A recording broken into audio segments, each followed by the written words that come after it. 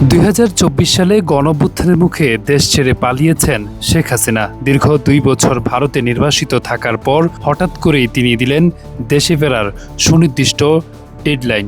2026 সালের ডিসেম্বরের মধ্যেই নাকি তিনি পা রাখছেন বাংলাদেশের মাটিতে। কিন্তু মাথায় যেখানে ঝুলছে আন্তর্জাতিক অপরাধ ট্রাইব্যুনালের মৃত্যুদণ্ডের রায়, হঠাৎ সেখানে এই ফেরার ঘোষণায় নৈপথ্যে আসলে কি চলছে? এটি কি শুধু আইনি লড়াই, নাকি রাজনীতির মাঠে টিকে থাকার নতুন কোনো মাস্টার প্ল্যান? ঘটনার সূত্রপাত গত 9 জুলাই রাতে আন্তর্জাতিক সংবাদ সংস্থা রয়টার্সকে দেওয়া এক দীর্ঘ টেলিফোন সাক্ষাৎকারে শেখ হাসিনা নিজেই এই বোম ফাটানো ঘোষণা দেন। তিনি জানান, আগামী ডিসেম্বরের মধ্যেই সাবেক স্বরাষ্ট্রমন্ত্রী আসাদুজ্জামান খান কামাল সহ নির্বাসিত শীর্ষ আওয়ামী লীগ নেতাদের সাথে নিয়ে তিনি স্বেচ্ছায় দেশে ফিরবেন এবং আদালতে আত্মসমর্পণ করবেন। গ্রেফতার কিংবা প্রাণনাশের ঝুঁকি থাকা সত্ত্বেও নিজের মাটিতে মরতে চান বলে দাবি করেন 78 বছর বয়সী এই সাবেক প্রধানমন্ত্রী।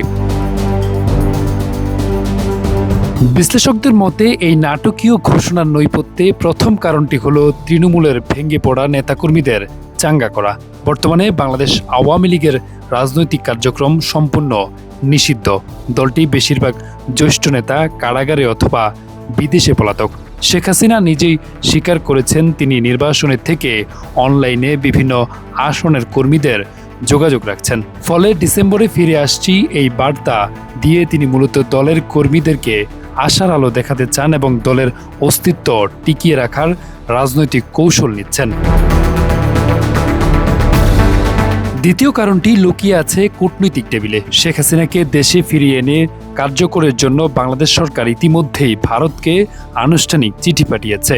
দীর্ঘ 2 বছর ধরে শেখ হাসিনাকে আশ্রয় দেওয়া ভারতের ওপরও ঢাকার সাথে সম্পর্ক বজায় রাখার একটি চাপ তৈরি হয়েছে। আন্তর্জাতিক বিশ্লেষকদের ধারণা, ভারত হয়তো পর্দার আড়ালে হাসিনাকে পরিস্থিতি নিজে মোকাবেলা করার পরামর্শ দিচ্ছে।